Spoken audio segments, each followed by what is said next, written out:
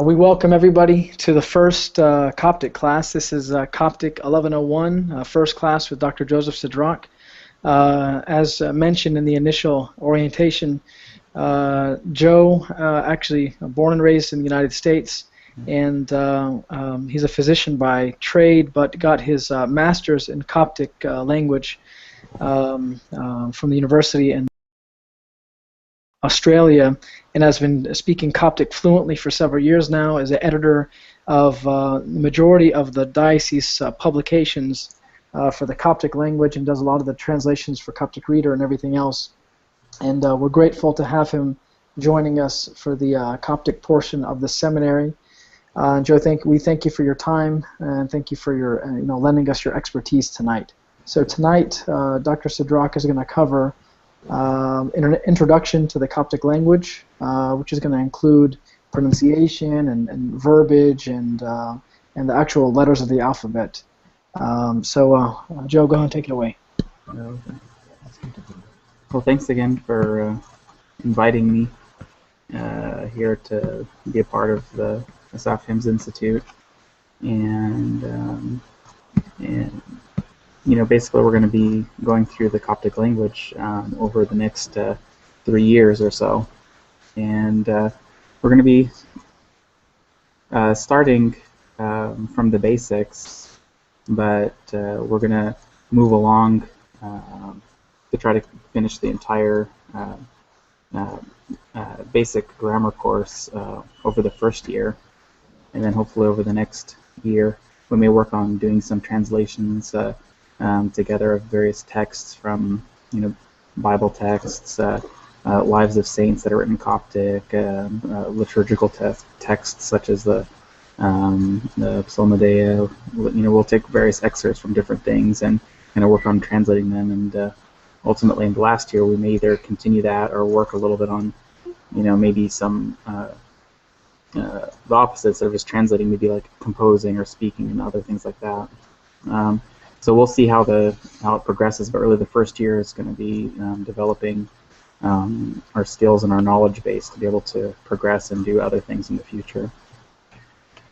So I know we have all different ranges of people with us, so we're going to kind of start from the basics, but for those people who already know the basics, don't worry, because we're not going to spend too much time on that. Oftentimes the courses will get bogged down in just going over the alphabet for several months, but we're not going to do that. It's we're going to run the course goal. The goal of this course is to kind of run it as if it's almost like a introductory college level language course. And so I know most of the people here, we do have some high school people, but I know most of the people are already high school graduates and above. So we're gonna go. We're not going to go. It's not going to be like an elementary school pace. So so hopefully between lessons, we'll go over kind of what kind of things we can practice between week to week, so that we can kind of reinforce our skills and be able to advance and learn Coptic. And really the whole point of this, again, is to be able to understand.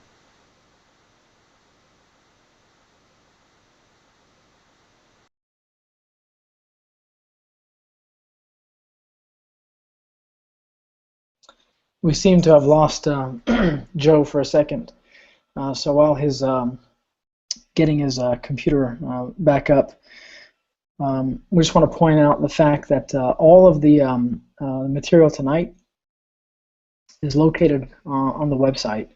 So let me just show you real fast that if you go to the seminary website, that just below the link for the actual video is all of the letters on the left-hand column here, the shape, what it basically looks like, and the pronunciation, and an example of use, obviously within the Coptic language. And what we'll be projecting tonight is actually the physical PowerPoint that we created based on this. And this is an excerpt taken from the diocese publication of the Service of the Deacons book. It's at one of the appendices of the book, and so this will be taken. This is taken basically directly from it, and Joe will be lecturing directly from this. So I think, we have Joe back. I can continue. Oh, okay. What part did it drop out? Do you know? Or? No, he just texted me now and said. Yeah, Joe, we can hear you guys. You're good to go. How do I know if they can hear me right now? We can hear you. You sound good. We hear you. Okay, so you can hear right now. Okay, Yeah, I'm no sorry. I'm not quite sure at what point it dropped out. But you were basically talking about how we were going to continue at a university level, not get bogged down too much of the details, and then you went on to saying that eventually we'll be looking at the manuscripts of the lives of the saints and translating those and exercises. Okay. And then when you dropped out, I gave them a little bit of a view of the website and how you can find all the content on the website. And so you should be good to go, I think, from there. Okay, great.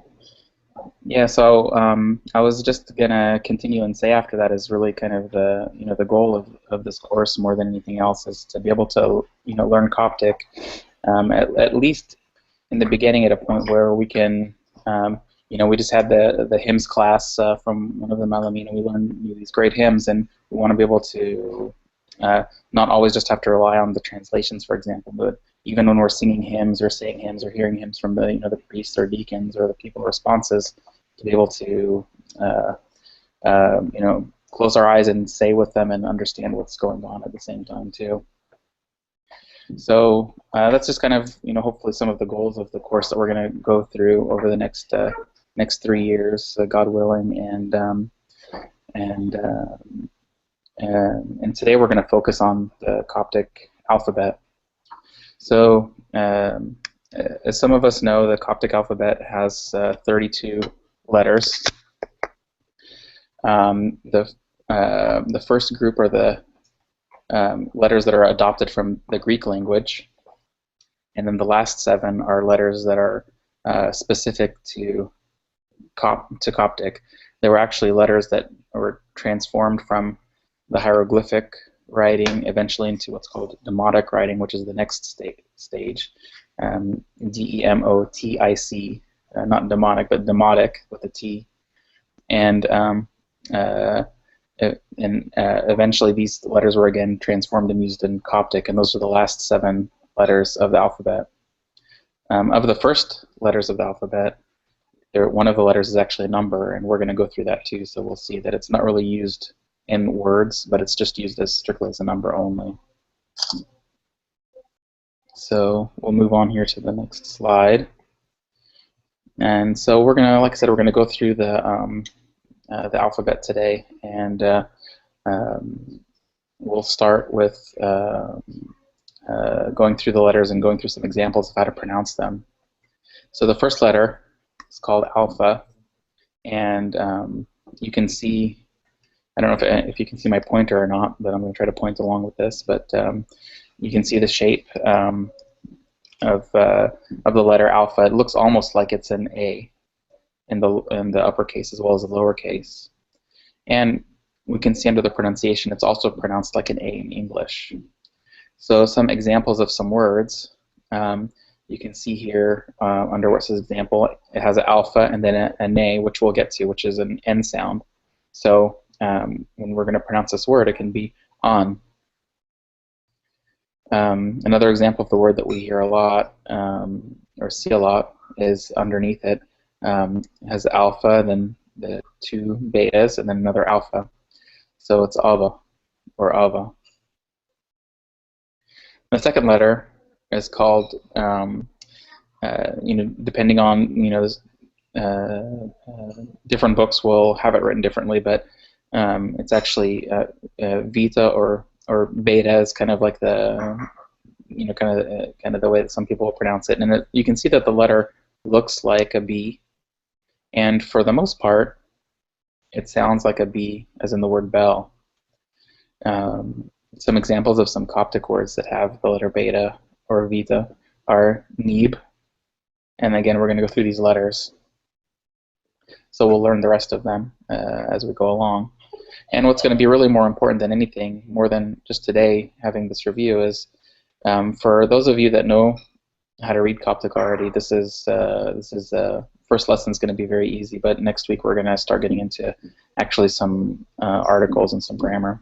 But for those of you who don't know how to read Coptic yet, for the next week or so until the next talk, it's going to be important to maybe the way that, for example, the way that I first learned how to read is I took the alphabet and had an Psalmodea book sitting next to me and would play tapes. That was back before we had like all the MP3s and iPods and stuff. So I would have to play a tape and play parts of the Tasbih and read along with it and learn how to read. So for those of us that are not that familiar with reading yet, it will be a good idea to maybe spend 15 or 20 minutes a day for the next few days until the next class to at least get familiar with the letters so that it won't be lost next time. The next letter we call Marg or gamma. You can see here, again, if you look at the pointer, if it's showing up there, I always tell the people when I'm teaching the language that if you think about, if you connect like an imaginary line from here to here, it almost looks kind of like a G. And so that helps to remind us that the sound of it is going to give us different sounds. The first and most common sound is, you can see here where the pointer is G, as in the word good. And for example, we hear that in the word agios. It also can give us a sound of the Arabic ghain, GH sound. It's like they have an example here of Oghniya. And an example of where you'll come across it in Coptic is again in the name Gabriel, or Gabriel. And then the third case, which is a little bit different, is when you have two gammas next to each other. If you look all the way to the right, you'll see on the word angelos, you'll see two gammas. There's nothing there that resembles an N. But whenever you have two of the gammas next to each other, the first one is always pronounced as an N. So this word would be angelos. The next letter is called delta, and the way I try to remember this is that if you imagine this part here is kind of more curved and this part's a straight line, it almost looks like an English lowercase d letter. You kind of have to use your imagination a little bit, but you can see that it can resemble a D.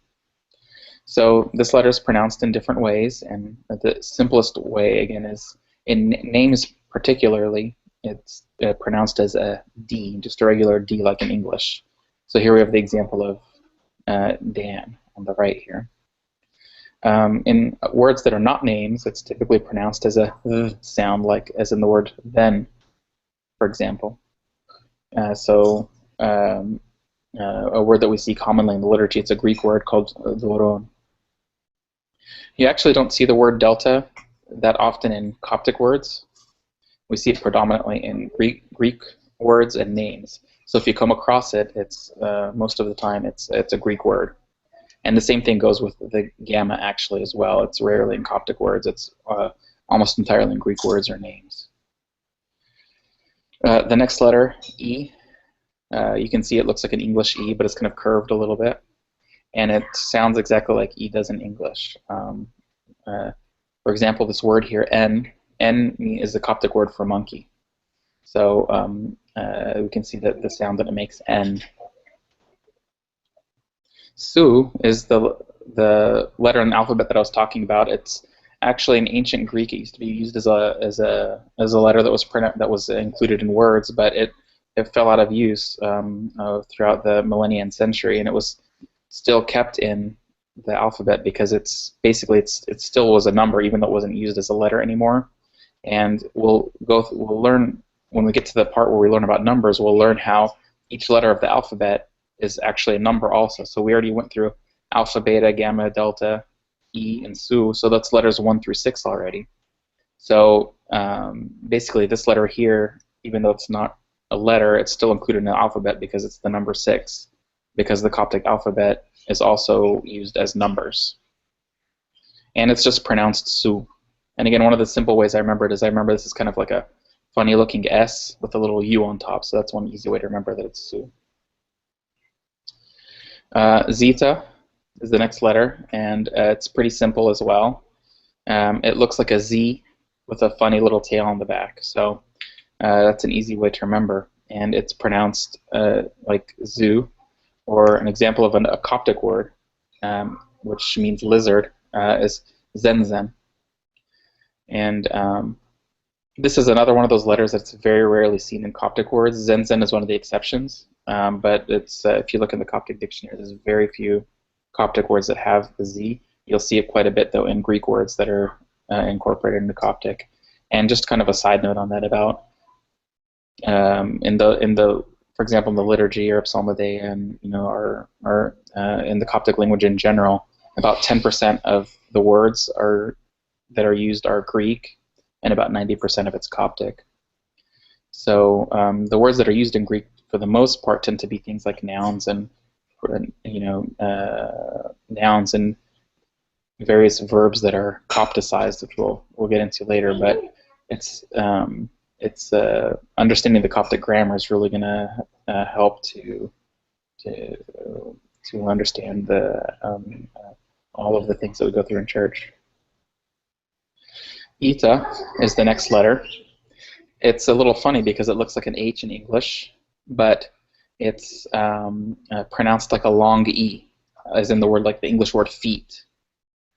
And you can see here an example that we use it is the Coptic word ir, and you can see it's written the double E or long E. And it's the translation of that word is wine. So it's pronounced ir, like a long E or double E. The next letter, theta, or some pronounce it theta. It's just like the theta that we learn about in math and algebra and geometry. It's easier to remember because we may remember it from math class or something, but for the most part, it's pronounced as a TH. So when we think of theta, we're going to think of TH.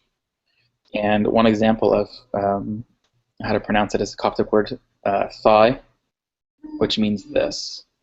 So it's more of like a thigh, as opposed to, remember, the delta is more of like a different kind of like a TH sound. It's more like th, as in the, but this TH is like think. And oftentimes it's also pronounced as T as in tree. And one example where we come across this is the word aspaziste. And it's actually in these words, which we'll get into more again in the future, but it's they call it an aspirated T sound. So it's actually like a T and a H next to each other, but they're not combined. So aspaziste, which you're kind of like blowing as you're saying the T sound. But for the most part, again, it's going to be TH, like as in think. The next letter is iota, and it looks like an I and sounds like an I. So some examples of the words, the way it's pronounced is sit, and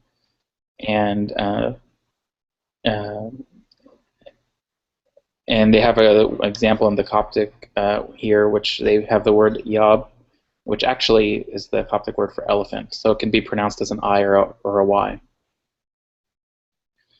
The next letter, kappa, looks like a K and sounds like a K, so it's another very easy one.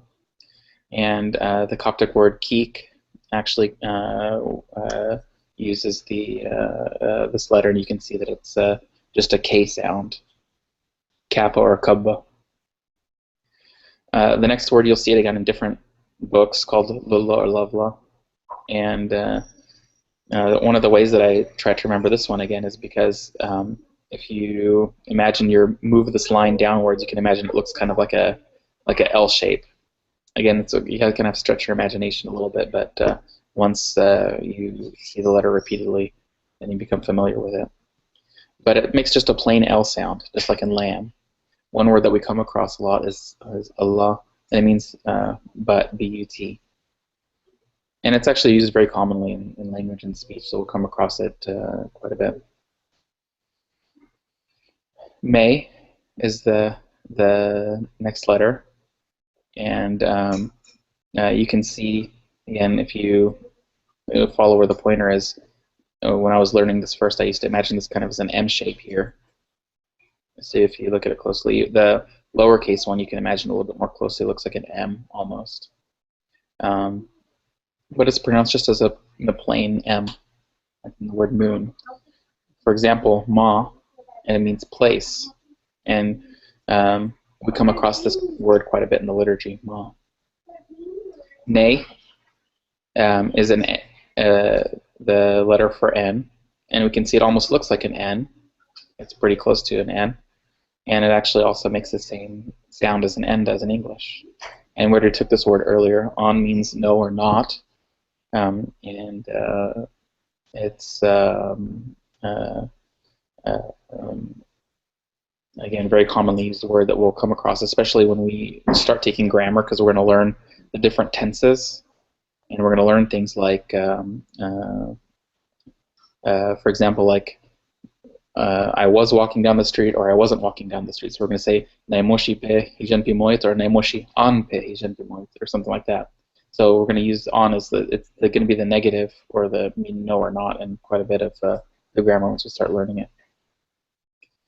Exi sometimes can be a little tricky in the beginning until you get used to it, because it looks almost like, if you remember which letter we just took that looks like a funny looking Z, we took zeta. It looks like a Z, but this is a little different, because remember the zeta, if you're following the pointer, it looks like a Z with a little tail on it, but this is kind of looks like a Z with an extra line and then a tail. So it's not just the regular zeta, it's actually exi, and it makes a KS sound. For example, in a word we come across a lot, quite a bit, exios. Sometimes you'll see it when we get to some of the psalms. We can look at some examples, but psalms are hymns that are in the psalmodiia, and there's psalms for every day of the week. There's psalms for the saints, etc. And if you look at each verse, they're always in alphabetical order. So the first verse, like for example, in the Saturday psalm, the first words start with Aftim Epunuf. It starts with an alpha. Then the second verse, Voniven. And so we're going to go through all the letters, and then sometimes when we get to the exi, they'll use the exi to replace a kappa and a sema next to each other. For example, they'll write exi, and then it'll take the place of the kappa and the sema for ekismarout. So again, this is another one that's used predominantly in Greek words, but occasionally they'll substitute it for a kappa and a sema in Coptic words just to kind of shorthand it. The next letter is called O, and O makes just a regular O sound, like in the word not. And we can see it in different words. We just saw it in exios. Here we see it in oily. Oily means like a ram, like the animal ram. P, we know this from math. It's like pi, the pi symbol. So it's easy to remember that this pi symbol makes the P sound, as in the word Paul. Here they have the example of paiot. Okay. Rho is the next letter. Also another letter that we may see and remember from different math classes. Rho, it's a little tricky because it looks like an English P, but we have to remember that it sounds like an R, like road. Here we have an example of the Coptic word rir, which means pig, and we see this word again coming up in the Bible and stuff like that. Rir. Sema is the next letter. Sema looks like a C, and we have to remember that it's, for example, like in English, it's a C is sometimes used as just an S sound. So, like in city, for example. But in English, C can sometimes be used as other sounds, but in Coptic, it's never used as any other sounds other than basically a C. So, for example, seer, which means well, like a well where you get water. Tav, or some people pronounce it tav. Tav is a T sound, and it's we see it very commonly. And one example of the word is tift. We took all of these letters already, so tift. Tift means fish. The next letter is a little bit tricky. It's one of the trickier letters, but if we can put it into some simple terms, then it makes it a little bit easier to remember. And the next letter is called epsilon, and it can be pronounced different ways. It can be pronounced as a V, it can be pronounced as an O, and it can be pronounced as like a E or a Y sound.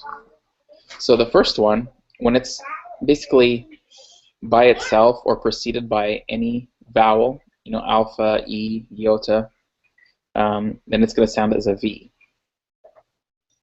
as in this word stavros, or which means cross. If it's preceded by an O, like we see here in the word ioanno, or like ethoeb or something, for example, you're going to see O epsilon. It's always pronounced as a U sound. So it's always going to be pronounced as a U sound. When it's by itself between two consonants, no vowels, then it's going to be pronounced as a long E or a Y sound. Like for this example is kyreia, which is the Greek word meaning Lord or Master. So this one's a little tricky, but once we get once we start going through the classes, and we're going to be reading some words together, and hopefully everyone's going to be practicing at least a few. Well, who's not familiar with the Coptic alphabet yet, at least we can be practicing this week. You'll see this example come up quite a bit, especially the O epsilon being pronounced as a U sound, like we have here, ioanno. The next letter, don't have the name of it here, but it's phi, or excuse me, phi, and it's we're starting to get into the letters that are derived from Demotic, or the pure Egyptian or Coptic letters. Up until this point, we've been using the Greek alphabet. So the last letters are the letters that are pure Coptic. And the reason that we have these letters is because there's these letters that are make certain sounds that were not available in the Coptic alphabet. So the Egyptians, when they developed the Coptic alphabet, which the first time that Coptic was actually seen or recorded was around the 1st or 2nd century. And at that time, they couldn't find certain sounds in the Greek alphabet when they tried to simplify the writing system, so they transformed these last 7 letters from Demotic language and incorporated them into simple ways to write them to be able to use in Coptic. So phi makes a PH sound or F sound, basically. So we'll see it in, for example, this Coptic word feri. The next letter, the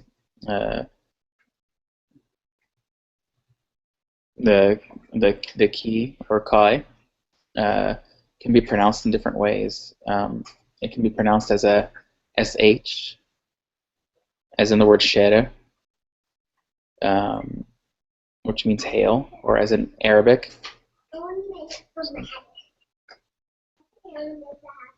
The Arabic kh, which is the sound. It's very, very difficult for non-Egyptian people to pronounce this this letter. So sometimes I tell people who are not familiar with the Arabic language, you can pronounce it as like a hard H, like you're saying an H, but like, or because for people who are familiar with Arabic and grew up speaking a little bit of Arabic at home, they can pronounce it, but otherwise you have to pronounce it as a very hard H sound. And for example, in the word khiyar, or cucumber, and one of the examples is Christos. And I just want to go back, I was looking at this PowerPoint here. This actually is out of order. This letter here that I'm circling, it's actually not the correct phi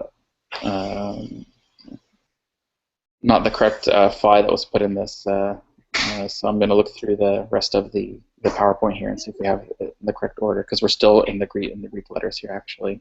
So this one here is misplaced.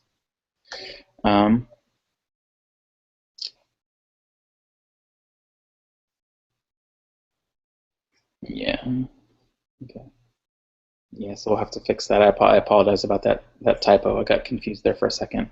So this letter here, I don't know if Mark is available, if you can find something to just show what the phi looks like. It's basically it looks like a theta, except for the circle is not this way with a line this way, but it's a circle this way with a line that kind of goes up and down. It's a little bit more ornate. So, Mark, if you're listening there, if you can kind of help to pull up the Greek phi, that'd be great.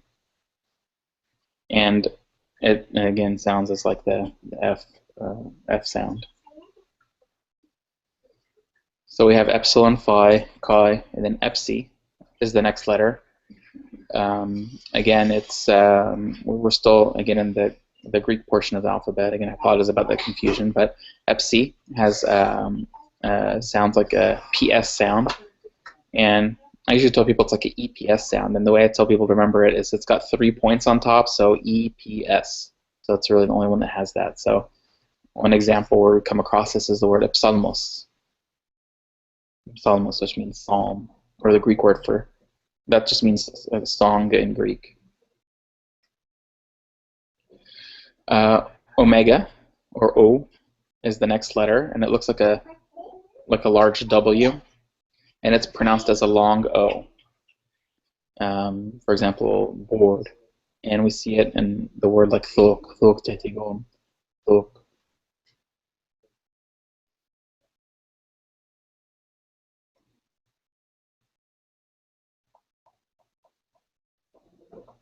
The next letter we have here is Shai. Shai looks like the omega, but it has a tail on it. And this letter, again, it's one of the ones that we're just going to have to kind of memorize because there's not an easy way to remember it. But when we start coming across it again, we'll see it. And it makes an SH sound. Shai is in the word feast. Shai. And it's interesting, just kind of on a side note, since we're going to be getting into the Coptic language, we are used to hearing the word for church in Coptic is ecclesia, but that's actually a Greek word. In Coptic, the word for church, and actually for communion, for that matter, is shai, or feast or celebration. So when we say in the actual Coptic language, they say, I'm going to take communion, to say Tina Chi Shai, or I'm going to partake of the feast. And so what they call in Coptic for a church, they call it Pima and Irshai. Pima, we were learning Ma earlier, means place. Pima and Irshai, the place of making the feast or the celebration. So that's the actual Coptic word, as opposed to ecclesia, which is the Greek word for the church. So in Coptic, we're basically, when we go to church, we're going to the place where we make a feast. Joe, I put the phi up, so I'll flip the screen. Yeah, okay. Yeah. So here's the phi. Okay. Yeah, so I don't see it on my screen, but hopefully you can see the different one, because we had the phi in place of the phi. So I apologize about that. Okay, so we're gonna go to. So we're gonna move on now. So we finished phi. We're gonna go to the Coptic phi, which is the one that, again, I apologize. It looks kind of like a backwards P is what I say sometimes. Joe, we have, sorry to interrupt, we have one question on the floor. Sure. There's a question in the Sali of the Three Saint Liuth, so that's regarding Absalin. Yeah. How do you pronounce the second letter of Yesnifi-Owi? So I guess the... Yesnifi-Owi is which second letter? I'm not exactly sure. Maybe the either the scene or is it Nivi-Owi or Nifi-Owi? I think maybe the question. Yeah, it would be Nifi-Owi, because that's where we have the phi that we were supposed to have before, that Mark was just showing there a minute ago. It's like a PH sound, so Nifi-Owi, as opposed to, it wouldn't be like a V sound, for example, Nifi-Owi, or it's just a F sound. Yes, Nifi-Owi. Okay, great. Okay, so the next letter, Chai, which is, again, one of the purely Coptic letters, and I think we did some of this on the previous page. Sorry, some of this PowerPoint got a little jumbled here at the end. I apologize about that. But we come across this letter quite a bit. Chen, we see the lowercase version of it here, Chen, like when we say Chen Avram. And again, with pronouncing it, Again, for some of the people who don't have as much Arabic experience, they can pronounce it as like a very like a hard H sound, like a very hard H. That's the closest way to get to the sound, or like in the word khiyar or something like that.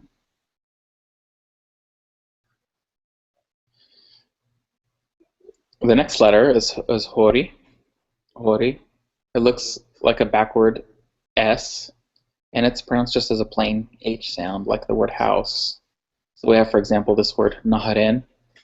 Has a lot of our letters here. I've got the ne, alpha, hori, rho, e, ne, naharen. And that means before, not before as in time, but like I'm standing, before the altar, that kind of before or in front of. And actually, we'll learn, we don't, over time, we're going to learn that this is kind of a word like this, for example, several parts. So the n is like a linking particle. Heren means the face, and then this last n means like it's basically like we're standing in the face of whatever. So that's what it means, like before or in front of something. So we'll learn these things as we go along. We'll try to break everything down so we can understand what things really mean. Joe, we have 2 questions on the floor, actually 3. Okay. If you don't mind if I interrupt just for a second. Okay. I think the question initially about Arab Saleen was the I letter, the yota. So yesni fi owi or esni fi owi, I think is the question. Yeah, it's in general it will be pronounced more as a Y sound in that situation. If it's not surrounded by consonants, like for example, like in the word like Christos, for example, Christos is going to be pronounced just like a I, but in the word like Yis or like Yisnif O, it's going to be pronounced more as like a Y or the long E sound. Okay, great. We have a lot of really good questions coming in, but I'll let you conclude this part, and then I want if everybody just can keep submitting your questions because they're great, and then we'll have Joe kind of answer them at the conclusion. So we got a bunch, so keep them coming. So Joe, continue on it. I want to slow your flow down. Yeah, that's no problem. Yeah, we're on the last few letters of going through this. So that's no problem. The next letter, Jinja. Or some people will pronounce it Ginga. It's you can see it looks like a mixture between the delta and the lambda or lula, and it's closed on the bottom here, but it has this extra line. So this is it's another one of those ones where you kind of have to memorize and get familiarized with it. But in different words, again, we'll have different sounds. There's a G, as in the word egb. Egb is the word meaning like time or hour. And obviously that's where we get the word Agabeya from, the Book of Hours. And it can also be pronounced as a J, as in the word joy. And we come across J quite a bit, like afgo emos J something. J. We'll go through the meanings of what this means again also as we move on in the next several lessons. Chima is the next letter, and when I would teach this in front of like on a chalkboard or a dry erase board, I would kind of draw like a small train with a little smoke coming from behind it, like a choo-choo train. So that's kind of one easy way to remember it, as it makes a CH sound. We see this quite a bit in the word choice. It's rare that when we see the name of in Coptic choice, it's always abbreviated unless it's not speaking of the Lord. But sometimes in some of the modern books, we'll see it spelled out fully. But in general, choice when it's speaking about the Lord Himself, it's usually abbreviated. And the final letter, T, different from Tav. And the way to remember the difference is, remember the Tav or the T that we took before that makes just a T sound. The line that crosses the T is on the very top, and that would make just the T sound.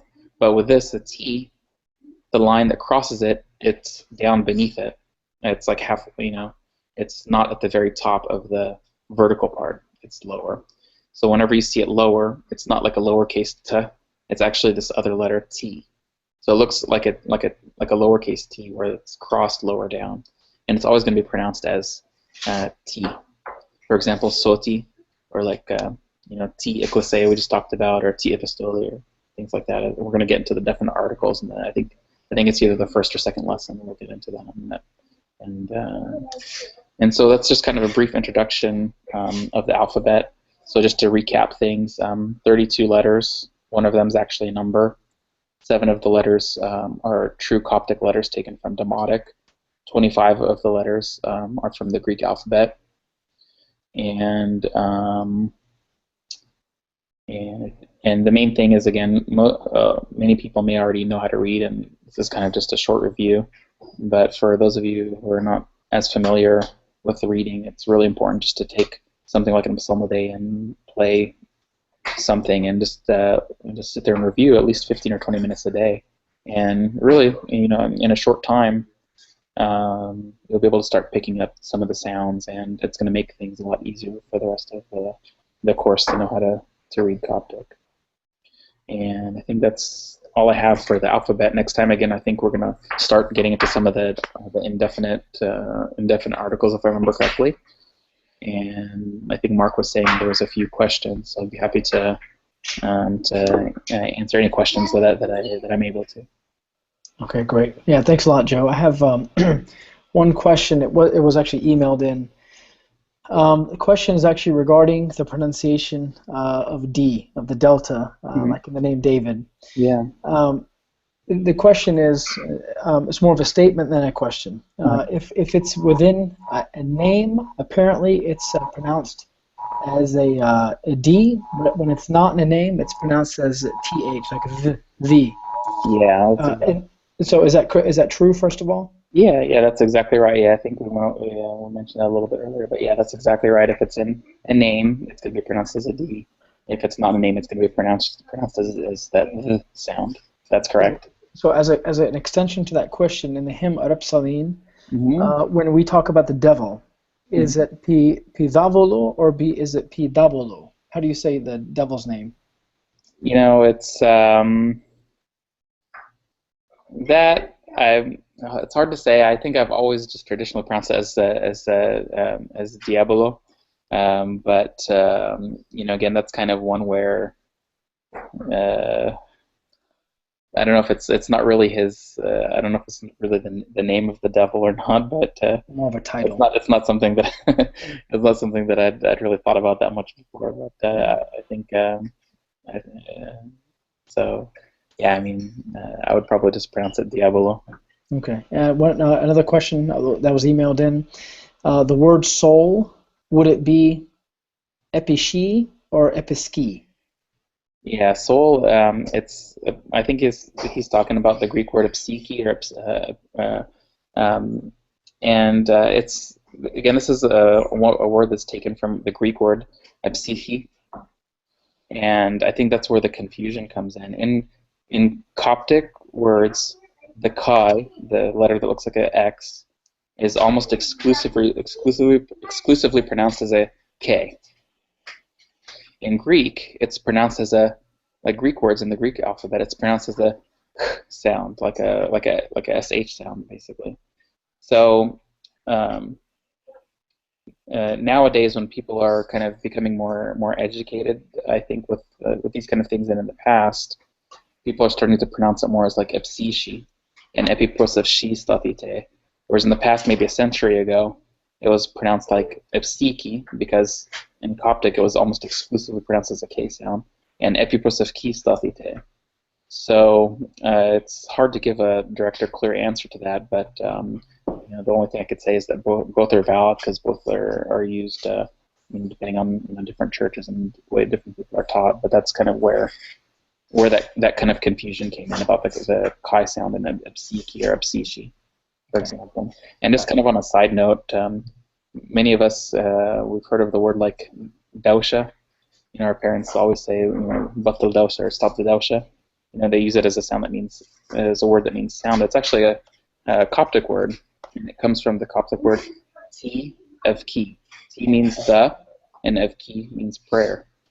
And it was believed that this word became to mean sound over the centuries because the Christians were always in the church praying hard and praying very loud. So people would come by and try to curse them and say, stop the dausha, because that's how the letters were pronounced in the past. So that just kind of goes along with that, because there was kind of confusion about that. But it just kind of reminded me about that story because of the evki or evshi, and it's kind of where that debate comes in. So anyway, just a little bit of history that's kind of interesting. Yeah. There's a question from Abanoob.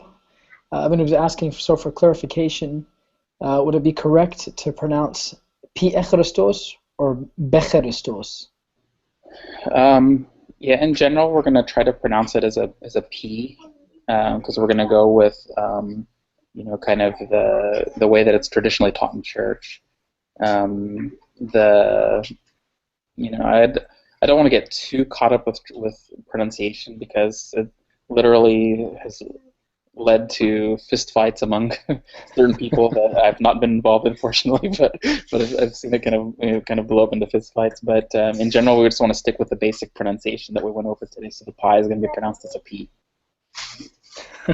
Okay, we have another question, and I think you may have covered this from Wassam. What is the difference between the phi and basically the Coptic phi versus the Greek phi? Okay. Yeah, the Greek letter, it's, again, it goes back to historically more than now. Nowadays, we're going to basically essentially pronounce them both as like an F. But historically, the Greek letter phi, it was traditionally in the past, again, not for our purposes, because we're going to stick with what we're going to stick with the basics now. But traditionally, it was an aspirated P. Like, imagine like you're saying the letter P and kind of blowing at the same time. And so it's more of like a P sound. I don't know if it comes across well on the internet, but it's like a P. That was the way that the Greek one was pronounced historically. And the phi was pronounced again more as the Coptic one was pronounced more as a just regular F sound. So you have the difference between P and F. But over the millennia and centuries, they basically became almost the same letter and pronunciation. But that's where it came from historically. Okay, great. One further question here. Will we be learning pronunciation rules in future sessions? This comes from Michael Pham. We're going to, basically, we're going to be learning them indirectly, because I can always try to help, answer as much questions as we go along, but we're going to kind of be learning it indirectly, because as we learn certain grammar or articles, we're going to learn certain words and how to pronounce them. So we will, but it's going to be, again, more indirectly. But again, if there's any specific questions, we can always try to go over it. But the main thing, the best way of learning is, for example, to try to listen to tapes and recordings of Malamin, like the ones that we just had an hour ago, or any of the recordings from the Higher Institute of Coptic Studies or anything like that.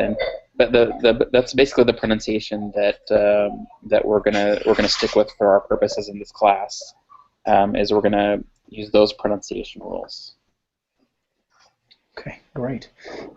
Joe, you touched on it a little bit earlier, but could you give us maybe just a brief kind of synopsis of the history of the Coptic language? I know you touched on it about but more. You touched on it a little bit, but I want to talk about more about the current modern pronunciation versus the other dialects and whatnot, and what we're actually learning. Okay. Well, just kind of as like a brief history of the Coptic language. The Coptic language is the language of Egypt since for several millennia. When you look at the pictures of like ancient Egypt with the pictures of different like drawings on the wall, and we know that that's called hieroglyphics, that's actually a different way of writing the same Coptic language. Again, it evolved over the centuries and millennia. such as like when we look at Shakespearean English versus modern English, it's the same language, but just kind of evolved. Well, that's the same way that the spoken hieroglyphic language evolved over the millennia into Coptic. So there were several stages from hieroglyphic, from of the writing form of the Coptic of the Egyptian language, from hieroglyphic and to hieratic to Demotic, and then eventually to Coptic. And I always joke about it. We see it nowadays into the Arabo-Coptic or Anglo-Coptic that we see in some of our books nowadays. But that's kind of the progression of the alphabet. And the language, although it's the same language, it evolved over the millennia. With regards to the pronunciation, there's again, for the purpose of this class, we're just going to go with our pronunciation is going to be just strictly what we learn from the Malamin and from the Horus and from just our traditional teaching. But just Coptic has several dialects. Some of the main dialects are the Bohairic dialect, which is what we're going to study, the Bohairic dialect of Coptic, which is the more northern dialect. It was pretty much called that because of the manuscripts that contained the Bohairic dialect were found mostly in the northern part of Egypt around the Nile Delta, as well as in some of the monasteries in the Wadi Natron area. One of the other dialects that we hear about, the second most common one, that it's by far more popular in academic circles, like in universities, is the Sahidic dialect, because there's way more manuscripts and things written in Sahidic. And Sahidic is from the Arabic word from Sa'id, that's where they got that word from, but because the original manuscripts where they found this language, or this dialect, was found in southern Egypt. Interestingly enough, as more research went on, they actually found Sahidic was a nationwide language. So if we want to look at the actual nationwide dialect of Egypt, it was actually the Sahidic dialect more than any other dialect.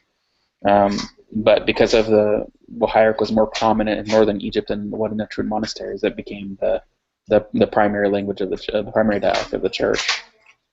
The other three main dialects are Middle Egyptian, or Lycopolitan, Ethmimic, which died out in probably the 8th century, which is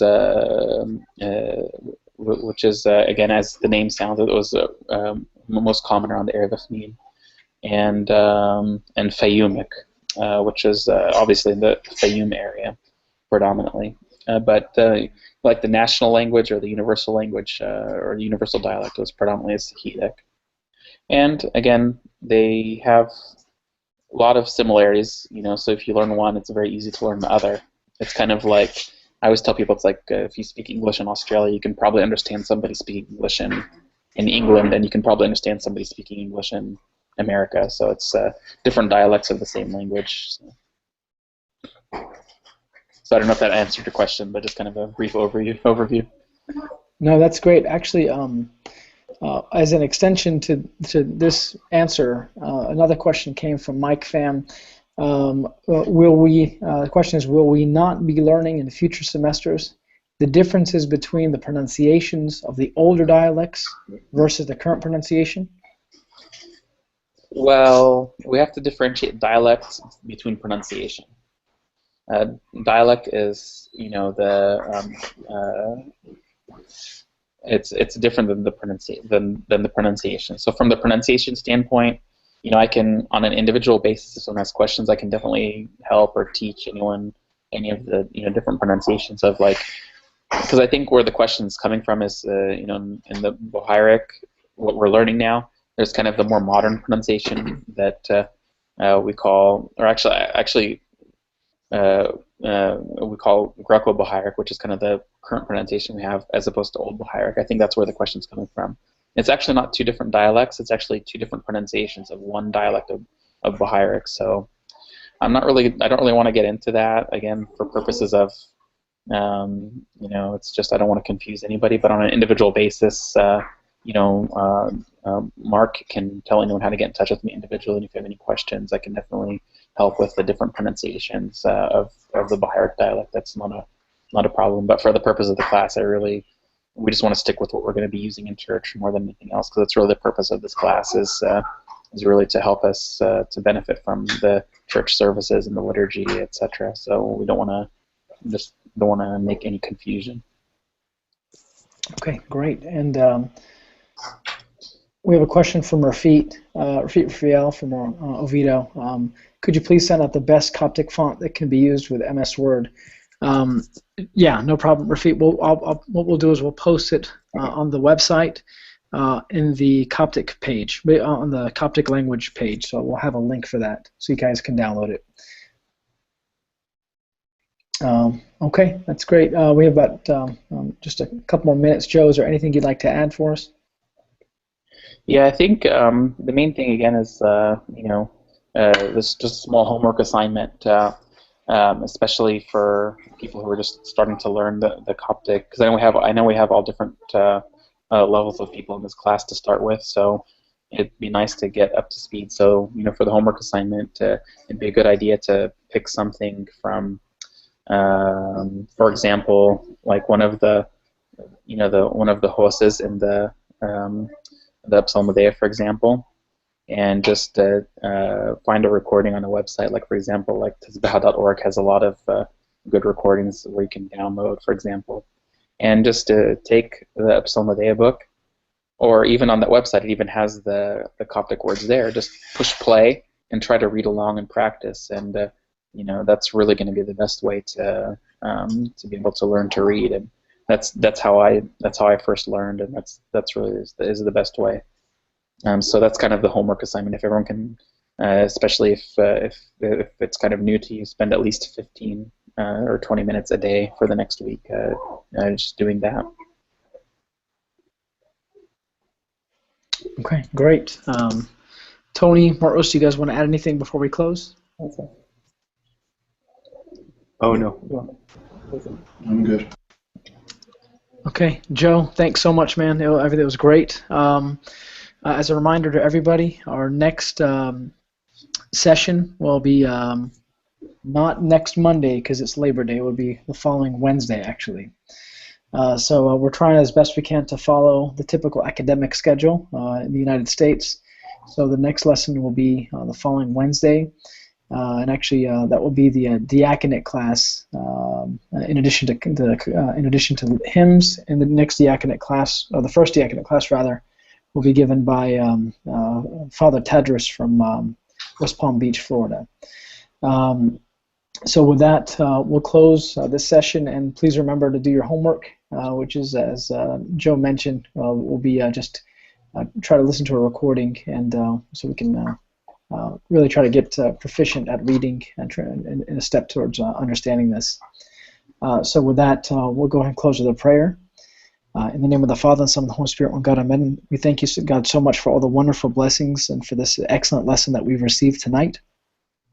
We ask you, Lord, to please bless all those that have labored and that have participated with us tonight in the delivery of this blessed lesson and trying to disseminate the treasures of your wonderful church. Grant us your peace, your safety, your supervision, and especially your grace. These things we ask in your name, and through the intercession of St. Mary, Archangel Michael, and Asaph, the chief musician and intercessor of this seminary. Hear us, O Lord, as I call upon you, saying, Our Father, who art in heaven, hallowed be thy name, thy kingdom come, thy will be done on earth as it is in heaven. Give us this day our daily bread, and forgive us our trespasses, as we forgive those who trespass against us. And lead us not into temptation, but deliver us from the evil one. In Christ Jesus our Lord, for thine is the kingdom, the power, and the glory forever and ever. Amen. Guys, thanks again. Joe, good night. We'll talk to you guys later. Thanks. Thank you.